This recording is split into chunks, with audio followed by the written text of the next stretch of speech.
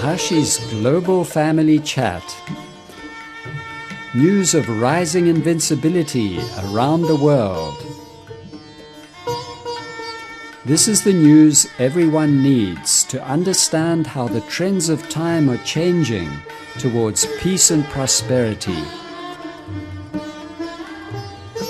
Maharishi's Vedic technologies, Transcendental meditation and its advanced program Yogic Flying are being implemented globally. Just the square root of 1% of the population practicing yogic flying together in a group is enough to raise the levels of harmony and coherence in the collective consciousness for the whole population. Enjoy the news of enlightenment dawning for every individual, invincibility for every nation, and peace for our dear world.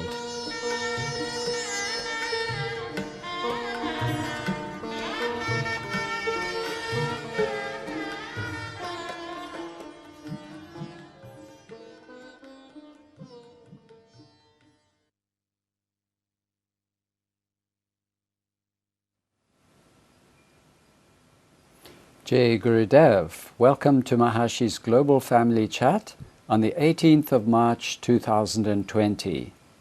As we go through this time of great change and concern about health and about viral infections and our successful functioning of our immune systems, it's a great joy to welcome another Maharishi Ayurveda doctor, Dr. Donn Brennan, who is very much loved and deeply appreciated in the United Kingdom and Ireland.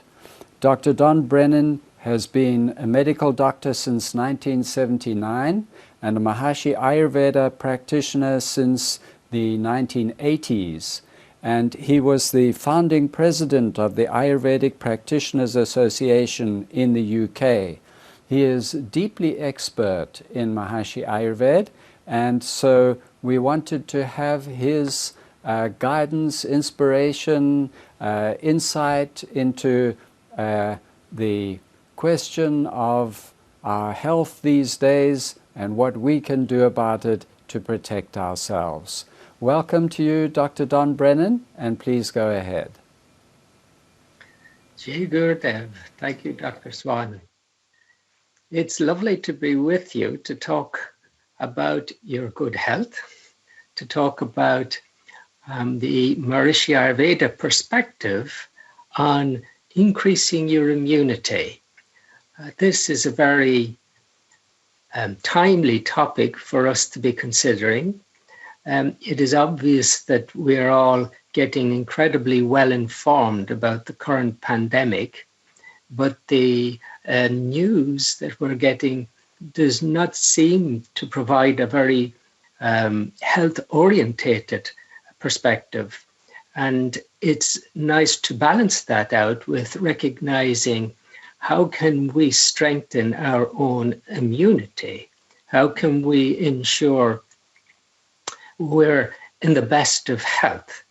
Because the Ayurveda perspective is that there is a seed and there is a field, and the seed will only grow in a field which provides it with the opportunity. And the seed would be the bug or the pathogen or the bacteria or the virus. And the field in this analogy is your strength, health, and immunity. If your body and mind is very integrated, then the virus cannot get a hold. And if you're slightly deficient in health, it could get a minor hold. And the truth is, to keep this virus in perspective, it's really the very vulnerable that are finding this virus incredibly challenging. And for the vast majority, panic and anxiety won't help. Everybody takes precautions appropriately so that we prevent the spread, so that this virus does not reach the very vulnerable. So everything we can do individually to prevent catching or spreading the virus, we must do according to the advices. But also, we need to seriously think about how we can prevent the virus spreading by being healthy and strong and resilient to it, by having an immune system that is functioning at its best. And for this in Ayurveda, the topic of Ojas is most interesting. So Ojas actually was described by Maharishi as the physiology of enlightenment. So in other words, actually to be focused on generating more Ojas is a very good evolutionary step, incredibly complementary to your programs of meditation and advanced procedures. Taking care of your mind-body through Ayurveda is in a sense like an advanced technique. But in the process of taking care of mind-body, you are increasing your immunity, your Ojas. And probably many of you anyway are doing many of the things you need to do, because with long practice of the TM comes increased awareness and appropriate changes in diet and lifestyle, which helps our growth and development and our strength and our Ojas. But as I go through the slides and we talk about Ojas, I would ask you, everyone, to think about what more you could do, because definitely there's always something we can do a bit better.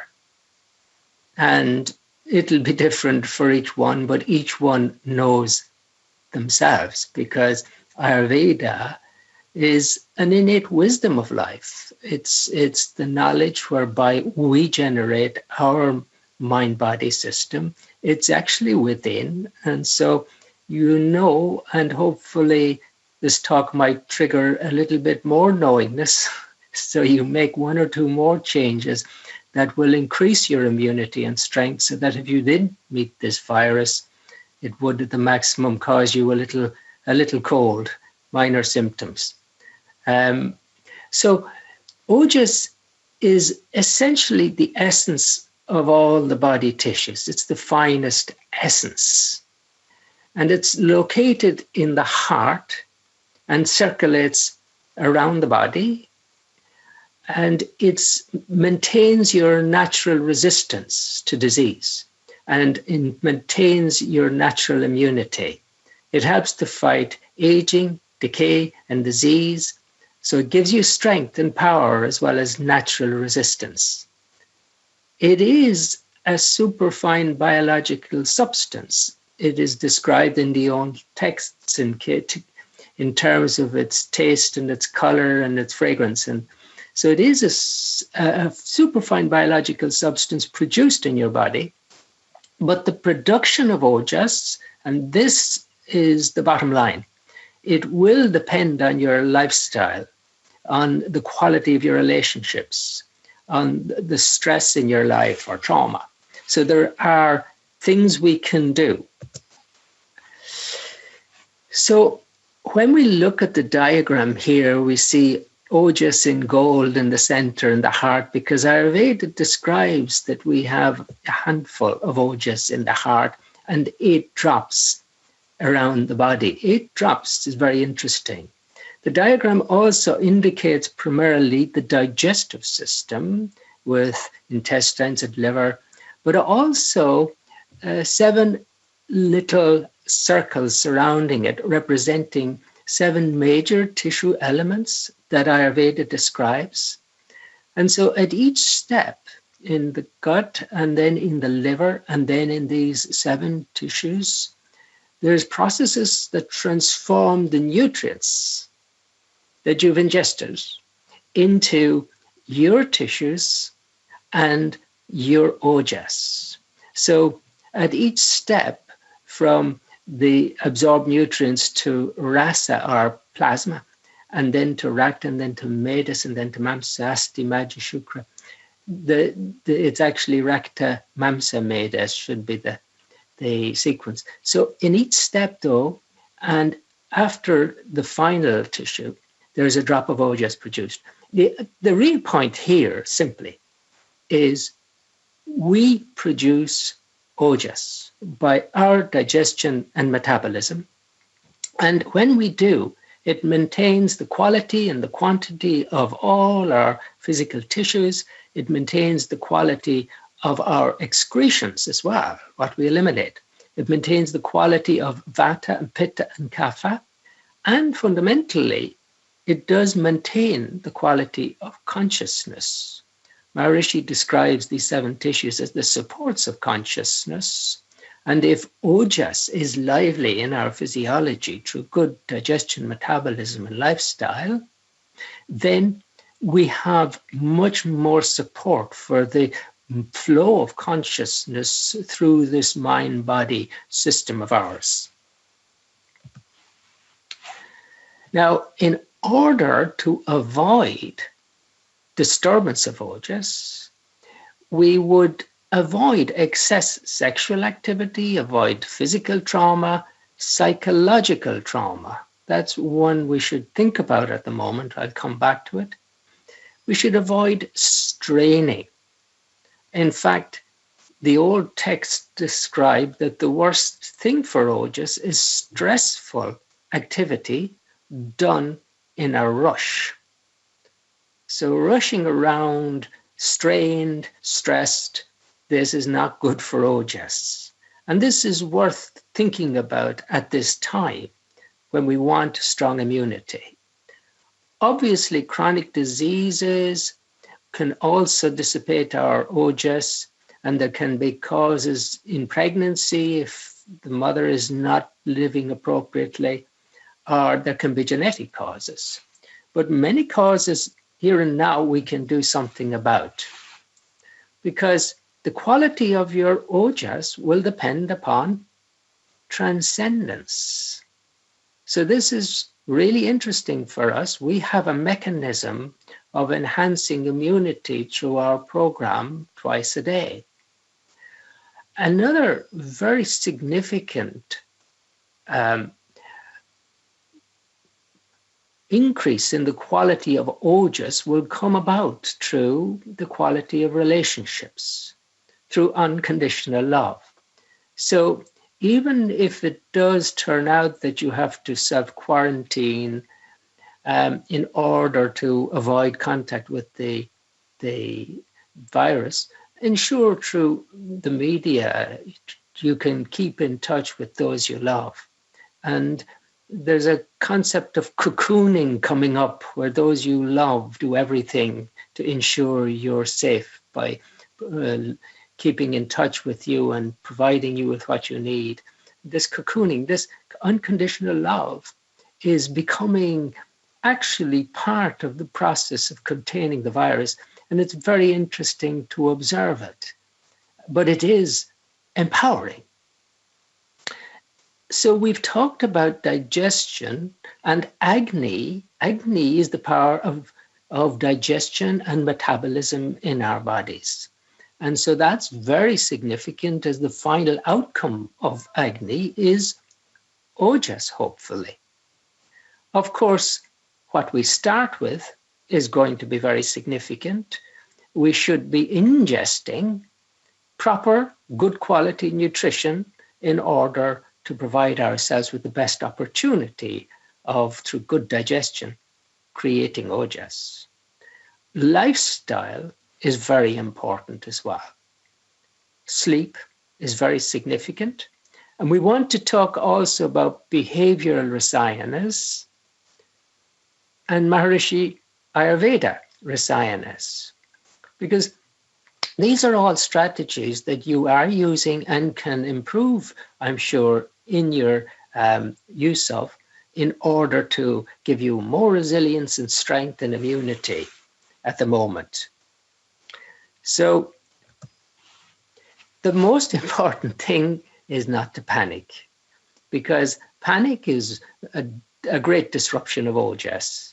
Stress, it affects your digestive system. It's very interesting to see how the old wisdom of Ayurveda gets increasingly evidence-based by the research going on nowadays. And it is known that cortisol, or stress hormone, disrupts the really good bacteria in your gut. And the good bacteria in your gut not only do a lot of the digestion for you and provide you with nutrients like your B vitamins, these good bacteria maintain the immune system well toned. 80% of your immune system resides in your gut, and the good bacteria keeps it strong. So, mental stress, panic would disrupt this. So keep calm, keep cool, do the significant things. Just empower yourself by deciding, right, rather than getting over anxious, let me just focus on what I have to do, which is to keep strong. And so obviously you want to follow the advices of social distancing and using tissues when you cough, sneeze, and all of using the hand sanitizers, washing your hands often. All of these advices, of course, we follow, but also we don't panic. What we do is we transcend, because that's very good for your Ojas, very good for immunity. But some of you might be slipping up on your pranayama, and I'd like just to bring pranayama to your awareness, because prana is literally that in the body which heals. But the main locations in the body of prana will be heart and lungs, will be in the chest area. And so the pranayama is an absolute direct tonic to your lungs. And the lungs, of course, is what the coronavirus primarily damages. So just by doing your 10 minutes of pranayama before your TM, you're actually, as it were, taking a tonic for your lungs. And not alone that, but you're going to have a more settled TM, which is going to actually stimulate a little bit more Ojas to be produced. So that's worth keeping in mind. If we could move on now to the significance of digestion and metabolism, and focus in on our habits, our daily habit of eating, when we eat, how much we eat, how we eat, because probably many of us could do with some improvements in this area. Fundamentally, the whole of Maharishi's knowledge brings us back in touch with the self. And if we're becoming more aware and awake within, we can more clearly hear the signals of hunger. And literally, we should be guided by hunger in relation to our meals. Some need breakfast, some don't. If you're hungry, you breakfast. If not, postpone until the hunger comes up. The hunger comes up in the middle of the day. And that's the time for the main meal. The main meal should be in the middle of the day, ideally, because we digest best at this time. If we've eaten appropriately and not overeaten, we'll definitely be hungry come the next meal in the evening, and then to eat a lighter evening meal before 7 will mean that we're taking good care of digestion. If we do get hungry between meals, we should listen to the body and snack, but only very light snacks so as not to rob the hunger from the next meal. So that would be one perspective to bring in relation to digestion, being in touch with your body's needs and eating with your body's signals. The next strategy would be to do what it takes to allow your digestive system to operate efficiently. And so we sit to eat. We have a sympathetic nervous system which is directing our body towards action, towards challenges. All the blood's going to the brains and muscles. And we have a parasympathetic nervous system, which is to recuperate our body after all the activity. And the blood is directed more to the intestines when this parasympathetic nervous system takes over. Now, the parasympathetic nervous system only takes over if we relax. And if we're standing, blood has to go to muscles, that gets priority. If we're watching television while we eat, all the blood's going to the brains to process information coming in. And that's deflecting blood from the gut. If we eat, we sit. We sit and we relax. The old tradition of grace was fantastic because it was a mental shift to the food. Let me enjoy the food. And that's very good for digestion.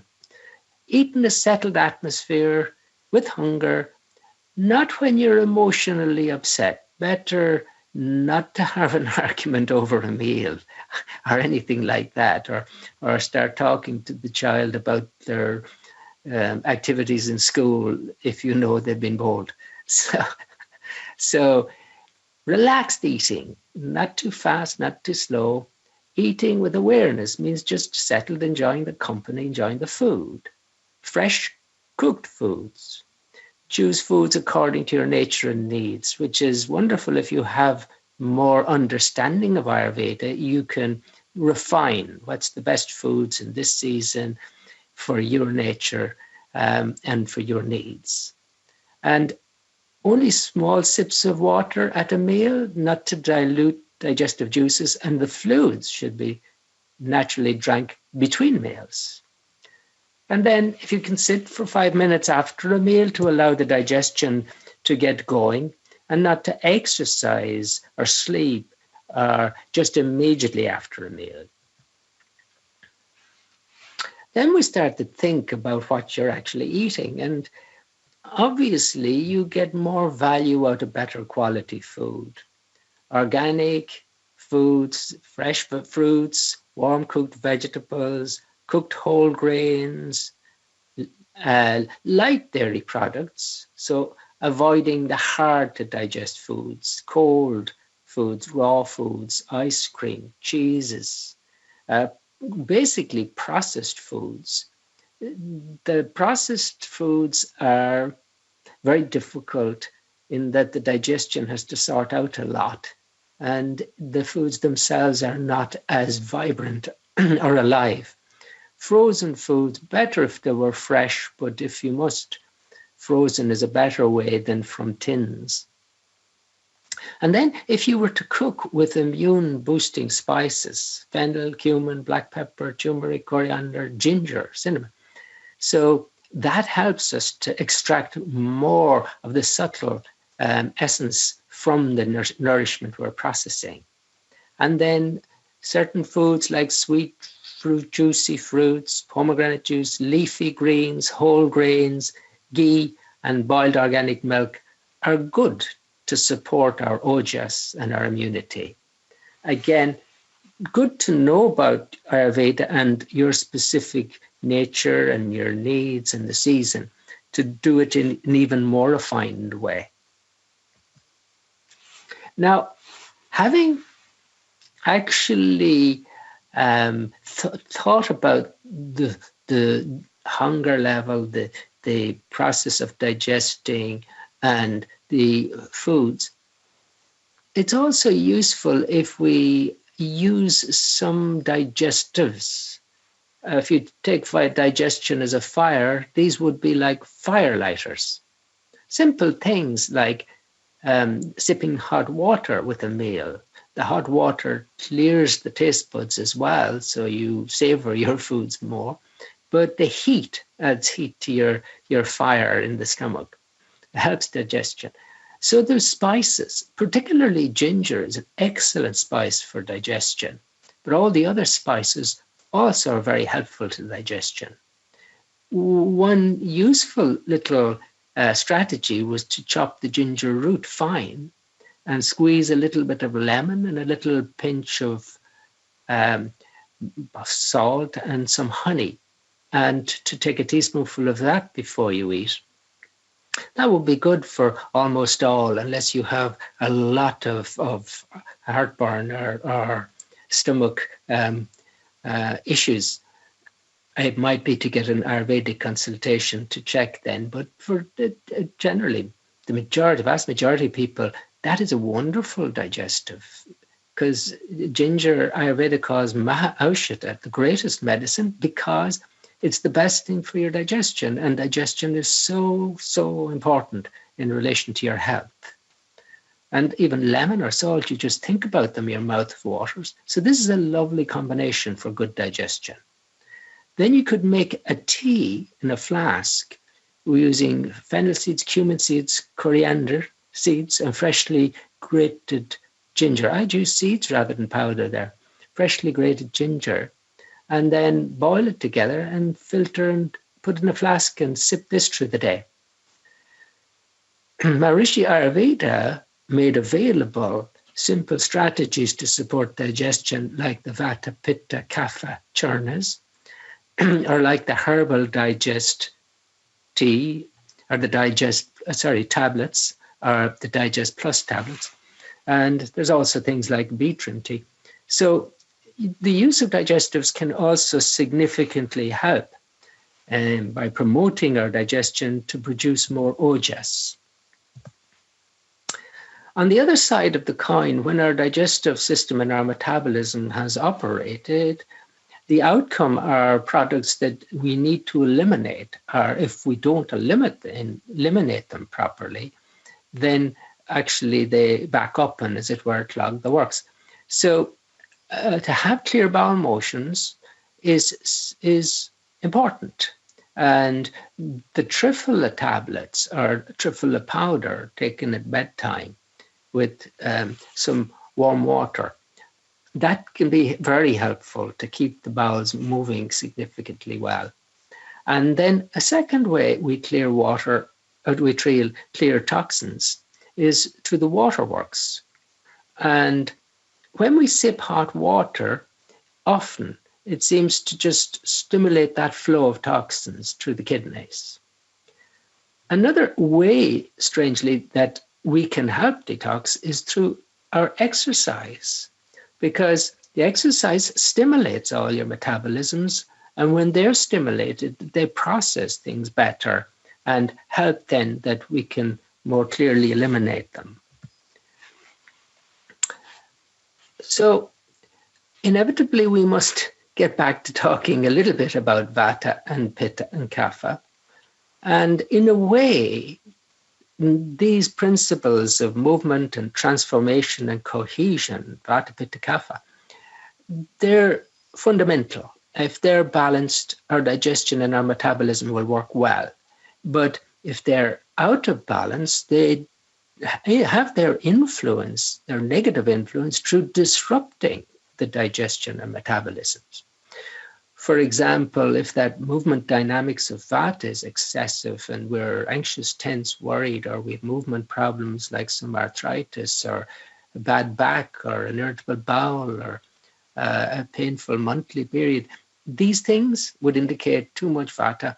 And Vata then needs to be balanced by reducing the stress, by having a good routine, resting, meditating, through your yoga, your massage, hot nourishing foods. On the other hand, you may notice that you have a voracious appetite that's very hard to fulfill.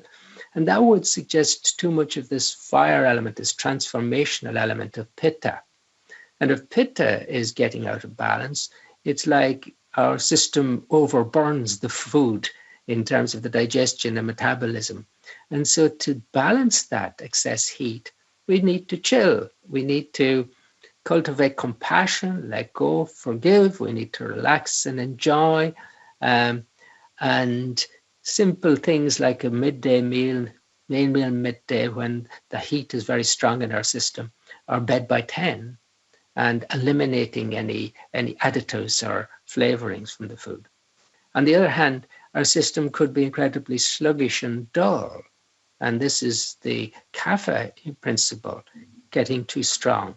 And that has to be balanced by getting up early, getting our exercise, having variety in spice in life, challenges, lots of spices in the food, and so on.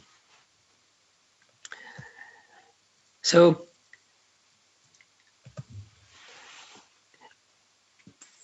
we have a particular lifestyle recommended in Ayurveda, and it's based on the understanding of how Kapha, Pitta, and Vata come through the day. And you'll notice that Pitta comes up at 10 until 2, both in the middle of the day and in the middle of the night. So this is when our processes of transformation, our digestion, our metabolism, in the middle of the day, will handle foods and make Ojas best. So we want to eat our main meal then.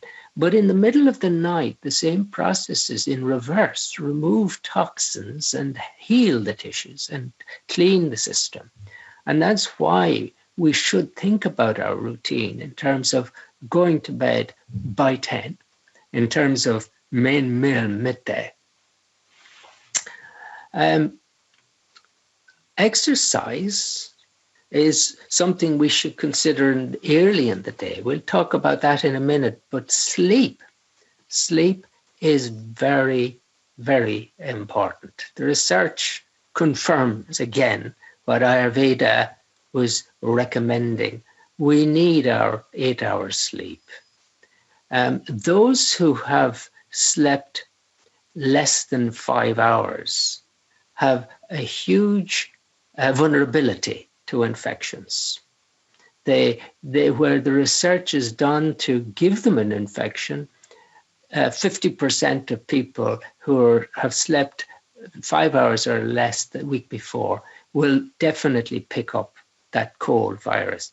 Whereas if they've had more than 7 hours sleep, it drops to about 18%. So each night you get a good sleep, you completely rearm your immune system. So it's very important that you get adequate rest, especially at this time. And things that can help is having a very dark room, no noise, cooler temperatures. But do take care that you get adequate and as best quality of sleep as you can. And now the exercise, I mentioned it in relation to the daily routine, because in Kapha times of the day, that's really good to take exercise. And that's 6 to 10 morning and 6 to 8 in the evening. So you're not exercising too near bedtime. But for many people, just to get some exercise at some point is a good start, because often we're just not getting the exercise we should get, particularly when we have long programs, and that leaves us vulnerable. We will not have as good a metabolism, creating as much Ojas. We will not be clearing the toxins as well as we could. We will be allowing our strength to wane. And if we lose muscle bulk and strength over our lifetime as we go on in years, it leaves us much more vulnerable to disease. So exercise is highly important. So get it regularly. Don't strain though, because that undoes the good. You should be able to always breathe in and out through your mouth comfortably and not panting. And there's your yoga asanas, which are also very good, but also do other exercises as well. And if you know about Ayurveda, you will know to, according to your nature, Vata, Pitta, Kapha. Kapha needs more vigorous exercise, where Pitta moderate, and Vata gentle exercises, like the yoga and the walks. So again, consider if you're getting sufficient exercise and if that might be something you could improve upon. Now I'd like to talk about rasayanas. So rasayanas, it's a very interesting topic in Ayurveda, whereas in medicine we have geriatrics, the disease of the elderly. Ayurveda's complementary literature is rasayana, which means rejuvenation. And so rejuvenation or rasayana. And rasayanas are defined as that which causes ojas to be produced all over. So rasayanas help, in your digestive system, in the heart, in your tissues to generate more ojas. And we know ojas, again, it's the end product of digestion. When present in abundance, it gives us strength, immunity, good digestion, contentment. It connects consciousness in the physiology.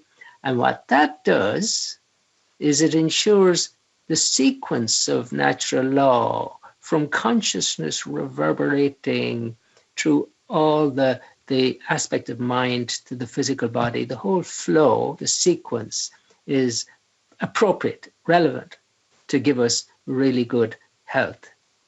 And Ojas has a profound influence on the quality of our mind, our emotions, and our physical life. We know that.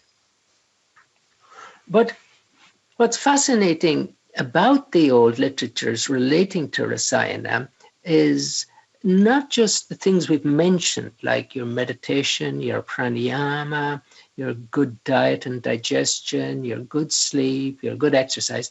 These are all givens in relation to the production of ojas.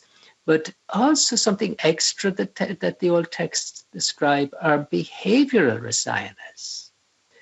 Now, you may not have thought about this before, because you may have thought that to learn to love and to have compassion and to have speech that uplifts people is really you being very nice to them.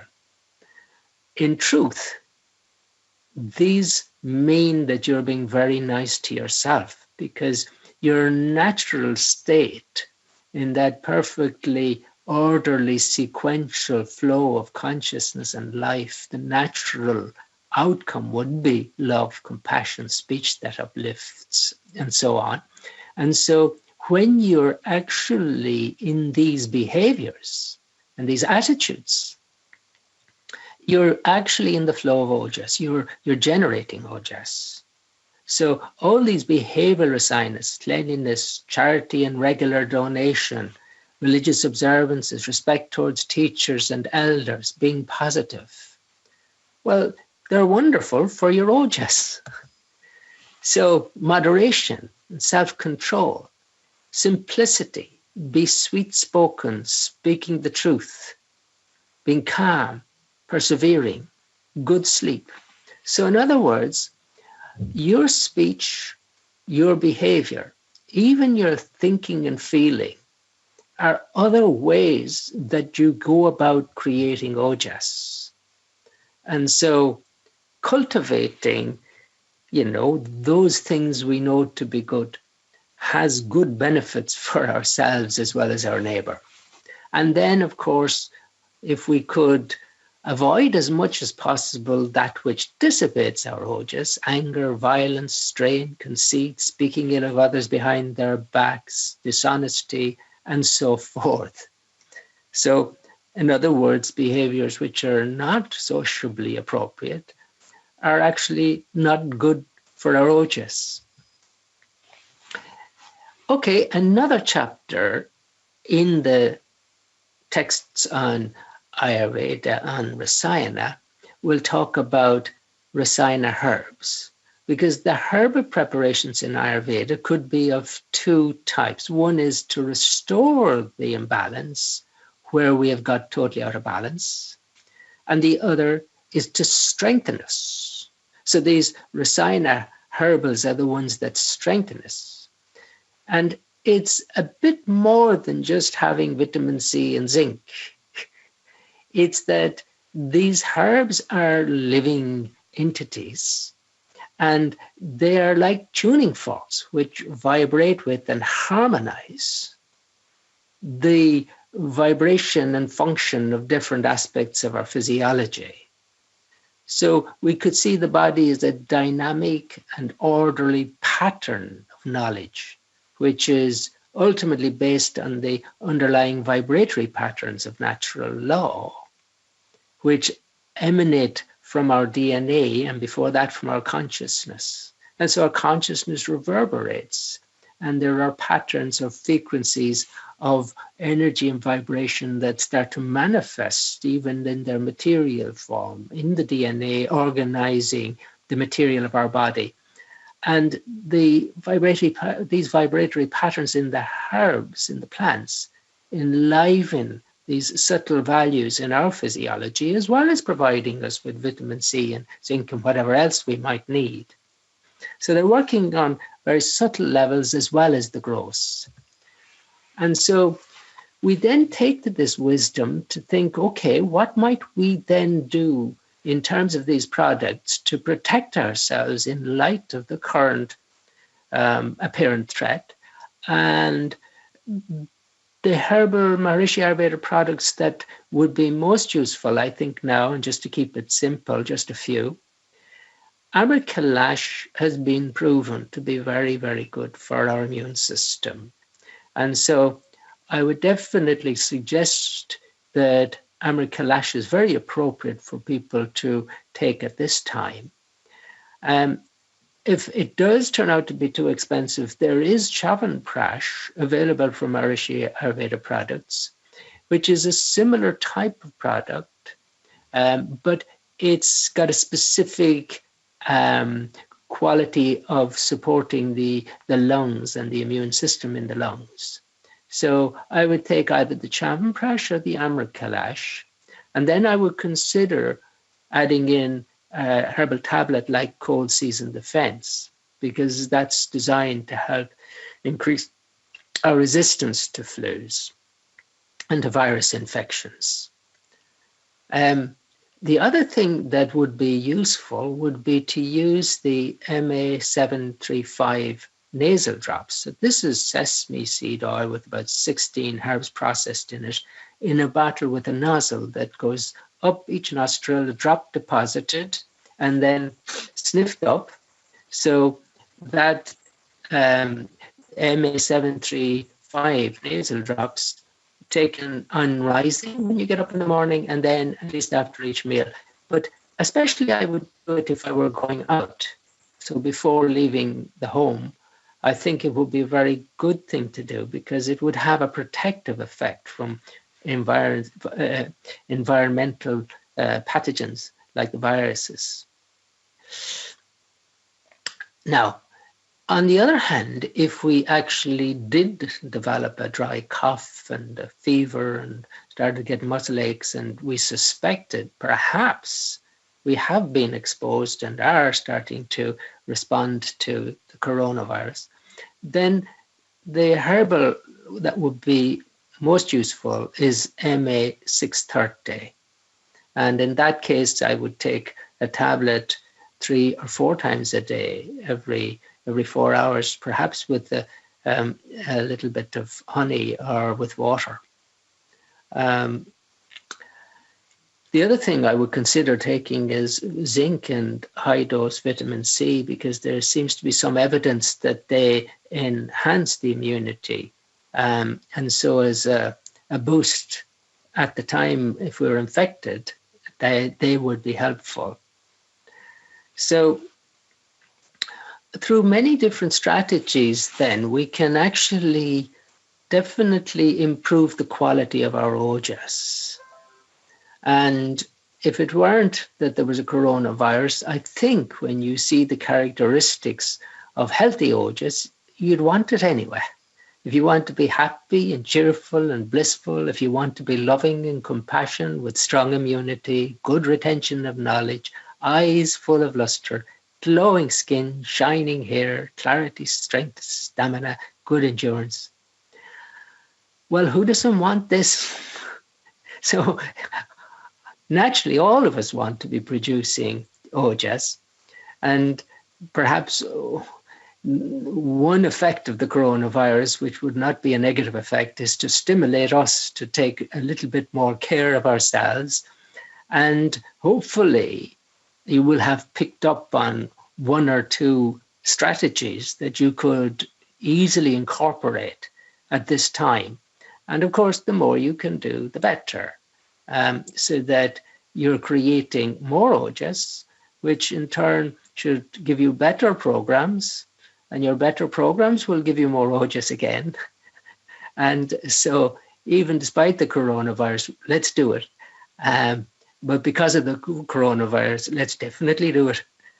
And wishing you all that you have beautiful Ojas and perfect health, and that if you do meet this virus, that you knock it out in the first round and it doesn't get in your system, and you can continue to enjoy good health. Jai Gurudev. Thank you, Dr. Donn. It's a beautiful overview, very deep insight into the underlying reality, what causes our immunity. It's the Ojas. And you gave the definition of Ojas, which was very illuminating. And that it is, no, that was the definition of rasayanas, that which causes Ojas to be produced all over. And Ojas is, of course, the physical and mental aspect, which is the finest product of our digestion and metabolism. So it's the supreme product of our physiology, and as Maharishi has said, it is the chemical equivalent of bliss consciousness, of pure consciousness. So that is our ultimate protection, our ultimate immunity, and that, as you have just said, is what makes us happy, cheerful, blissful people with high stamina and great endurance and great immunity. So thank you for going through all of these beautiful insights, all the different aspects of digestion and the behavioral rasayanas. So important that we don't worry and we don't get caught up in the threat aspect, but that we focus on what we have to do, and that is to keep strong, to transcend, to do pranayam regularly, to follow the dietary guidelines, and I think we've been through those in the last few days several times, and eat organic food and whole grains, and eat according to season, and sit comfortably, and eat in a relaxed way, and to take regular exercise but without strain in any way, and to follow these behavioral rasayanas, be kind and respectful and moderate and simple and calm and positive and persevering, sweet speech. And in this way, and with the Maharishi Ayurveda products, we can strengthen our Ojas, and as Maharaja said last night, we can take this current danger, the problem, and turn it into something more positive. So if we focus on ourselves, on going inward and reconnecting with our own self, and then we can enliven natural law in our own lives, in our own physiology and psychology, and in that way strengthen ourselves and come out better than we would have been without this threat in our lives. So it's a timely reminder for us all, and deep insights that you have provided. Thank you so much, Dr. Brennan. Thank you, Dr. Swan. All gratitude to Maharishi, who has enlivened Ayurveda, which was almost completely lost, and now it's available all around the world, and one can have this beautiful, timeless knowledge of our own fundamental nature being unbounded bliss consciousness, how we can access it, how we can develop it and increase the Ojas, that blissful aspect, and live a healthy, long, happy life. All glory to Maharishi. And we end by ringing the bell of invincibility. Jai Gurudev.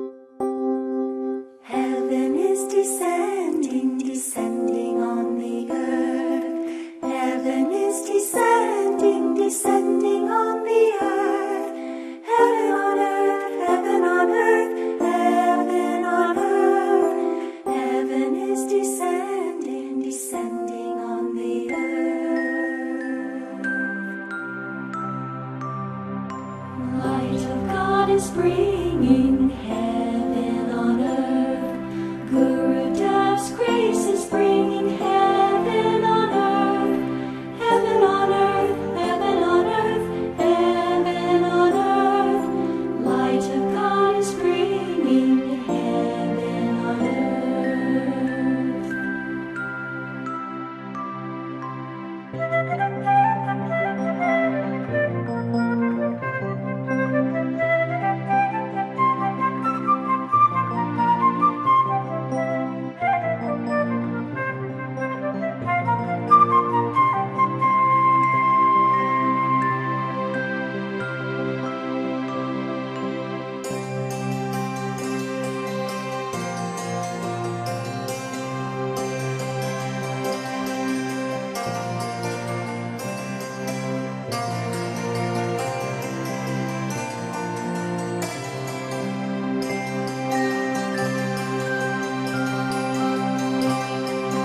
Heaven is descending, descending on the earth. Heaven is descending, descending on the earth.